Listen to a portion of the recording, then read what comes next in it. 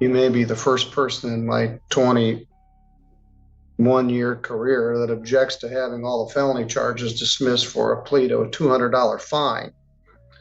Nonetheless, you object. I object to the fact that it's been labeled as counterfeit. All right, well, they're just willing to All right, chat. Buckle up because this courtroom ride goes from routine to absolutely unbelievable in seconds. Meet Kirk Jensen. Unrepresented, confident, and ready to battle the entire system solo. The judge is calm, respectful, even helpful. He offers an attorney multiple times, tries to guide the guy through felony charges, and explains everything step by step. But Jensen, nope. He wants one thing. The whole case completely dismissed. Then the judge hits him with one of the funniest courtroom roast lines ever. Everyone who wants their case dismissed, raise your right hand. And the entire room plays along. But here's where things explode. Jensen is facing a felony for presenting a counterfeit U.S. passport and a fake international driver's license during a traffic stop, 5 years max, plus a SOVCIT demands full dismissal misdemeanor. Yet, the prosecutor offers a miracle deal drop at all for a simple $225 no-ops plea. And unbelievably, Jensen refuses. And that is where this courtroom storm officially begins. Jensen here, who's unrepresented. Mr. Jensen, would you come up and have a seat? Josh, you kind of inherited this. Mr. Jensen was originally charged with traffic violations. The matter was set for a jury trial for August 16th, I believe it was. We had summoned jurors and we were ready to proceed. Earlier that week, I believe August 14th, Mr. Marvin filed a felony complaint based on the same set of facts. So the matter was set for a pre-exam conference.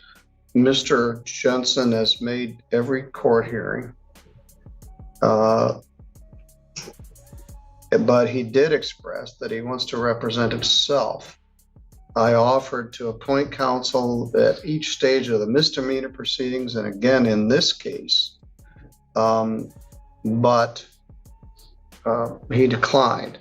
So, Mr. Jensen, you still wish to represent yourself in this matter? I wish to have this case completely dismissed. Well, everybody feels that way. Everybody else who wants their case dismissed, raise your right hand. Yeah, that's unanimous. So that's not up to me. But the question is, I'm willing to appoint counsel for you, but you've represented to me at each stage you wish to represent yourself. I do not wish to have any counsel. All right. Well, then let's talk about where we are. Where's the complaint?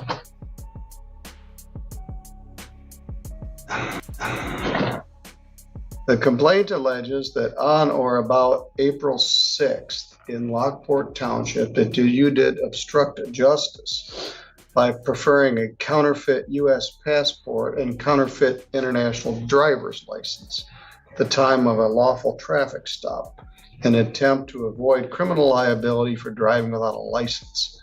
The way that is charged, it is a felony punishable by up to 5 years imprisonment and a fine of up to $10,000.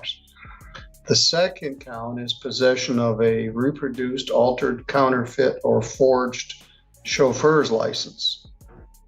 Operator's or chauffeur's license. That's a misdemeanor punishable by up to a year in jail and a fine of up to $2,000. Count 3 alleges that you had no valid operator's license, plain old no ops. You're also charged with a civil infraction of no proof of insurance. And I object to those. I object to that being labeled as counterfeit on all of those documents. All right. Mr. O'Bear, do you have any instructions here or a plea offer? Or? So the offer would be if the defendant wanted to plead to count 3 operating with no license, it's the 90-day misdemeanor. We would recommend fines and costs.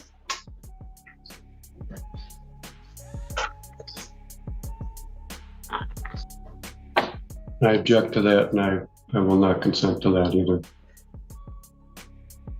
All right, let me unpack that a little bit. All right, you're charged with a felony, and you're charged with possession of a false or forged counterfeit license. You're also charged with no proof of insurance. The prosecutor would dismiss all of those charges if you plead to no valid operator's license with a fine and cost. You may be the first person in my 21-year career that objects to having all the felony charges dismissed for a plea to a $200 fine. Nonetheless, you object. I object to the fact that it's been labeled as counterfeit. All right, well, they're just willing to dismiss that charge.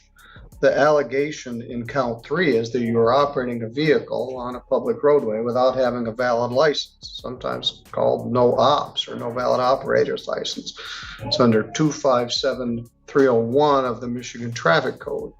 It's punishable by up to 90 days in jail and a fine of up to $100. It carries 2 points and it goes on your driving record. If you plead guilty to that charge, I'm going to fine you $225. I'm going to give you time to pay it, and the matter will be done. If you don't wish to plead to that, we're going to have a preliminary examination next Wednesday, where the prosecutor will attempt to bind you over to circuit court on felony charges and continue the matter for a felony conviction with potential prison sentence. So his offer is to just be done with all of it for a plea to no valid operators. That's, I frankly was kind of surprised by the generous offer, but that's what it is. So our options are to plead to having no valid operator's license. You can even plead no contest. You can plead no contest. You don't admit what happened, but you also don't deny what happened. You allow or accept that a conviction will enter. You and I have a fundamental disagreement about what it means to operate a vehicle or what it means to travel. But if you want this matter to be over with, you can enter a no contest plea to no valid operator's license. If you want to reap the whirlwind, we can have a preliminary examination next Tuesday afternoon regarding the matter. What would you like to do, Mr. Jensen? I don't accept any of that. All right, the matter will be set for prelim. And just to make it clear, this would be the third time that a charge of no operator's license has been levied against me, and I'm standing against it because those documents are valid, and I object to them being labeled as counterfeit. Find out next week. So that will be Tuesday, September 5th at 1 p.m. Prelim. All right, your bond is continued. You're free to go. And just a reminder of the civil case that is ongoing, and those who are named in that, yourself and Mr. Marvin as well. Just to make sure that which civil case is that? Civil case, the notices, and all the recusals and everything that's been filed into this case that I've been filing in. Just to make note of that it is on the record. Well, let's take a look. Oh, you filed a August. And like he's explaining it to someone filling out a school permission slip. He literally tells Jensen, take this deal, pay $225, and walk out clean. No felony, no prison time, no headaches. This is the justice system practically gift wrapping mercy. But Jensen, he objects again because he doesn't like the word counterfeit. Bro, that's the charge. You can't object your way out of reality like it's a YouTube pop-up ad. Then he claims the documents are valid even though the charges are final warning before felony prelim specifically for forged documents. This is peak sovereign citizen energy. If I don't accept it, it doesn't exist. Chat, am I tripping or is he basically speedrunning his way into a felony? The judge's patience is slipping. The room is silent.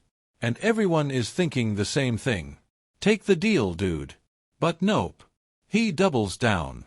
And the judge sets the prelim for next week. Yesterday, I got this. I didn't see it. Objection to the report and recommendation in the matter of civil case. You filed this in federal court? This was done in a federal court, has a federal case number on it, and all the defendants are listed, All right. along with the notice. Oh, it's great pleadings. It cites Abraham and the Book of Nations and a bunch of other jabberwocky. But it has been filed in the federal court. All right, that's all a matter of record. It's in the file. And you've even got Hebrew letters in here. Okay, I'll see you next Tuesday at 1 o'clock. Yes? Yes? I'm Mr. Jensen's transportation. And, Yes. on the 5th, my wife has chemo, and I have to take her to that. Is there a way that we can put it off to the following week? If that's all right with Mr. Jensen? That would dump the matter on Judge Pattison, which I'm sure he would greatly dislike. So I'm sorry, but we'll leave it for that date. It would be the 6th that would work. I'm open to any date at this point. We schedule things at certain times and everything affects everything else. Understand? So no, it's next Tuesday. You could be done with this for $225. And so we'll be next Tuesday, sworn testimony in court regarding this matter. You wish to not have counsel, and we'll continue that. I'll make further record. At this point, I'm declining to recuse myself. This is just a straightforward matter. All right, next Tuesday, 1 o'clock. You can make your way here somehow. Do you need a bus pass? I'll give you that. In the end, this case becomes a masterclass in self-inflicted chaos. The judge keeps things professional. He reviews the charges, explains every consequence, breaks down the plea deal in plain English, and even offers flexibility on payment. But Jensen stays locked into his belief that the documents he handed police are legitimate. He even files federal paperwork, citing Abraham, the Book of Nations, and other sovereign citizen-style jabberwocky, as the judge politely calls it. And when transportation becomes an issue, the judge offers a bus pass. That's how far he's willing to go to keep this case on track. Still, Jensen refuses counsel, refuses the deal, and walks straight toward a felony prelim that could end with serious time. All of this to avoid paying $225. If you want more courtroom breakdowns where confidence collides with consequences, hit subscribe, drop your thoughts in the comments, and turn on notifications so you never miss a courtroom meltdown like this one.